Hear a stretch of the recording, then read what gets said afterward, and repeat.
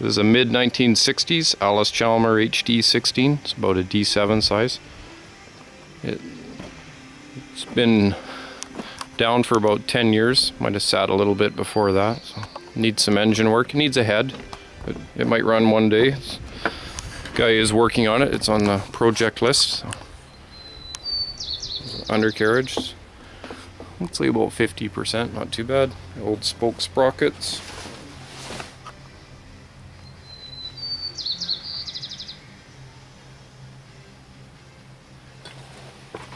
And upstairs, I've never been in an Allis Chalmers, but it's got a little different layout than a Cat.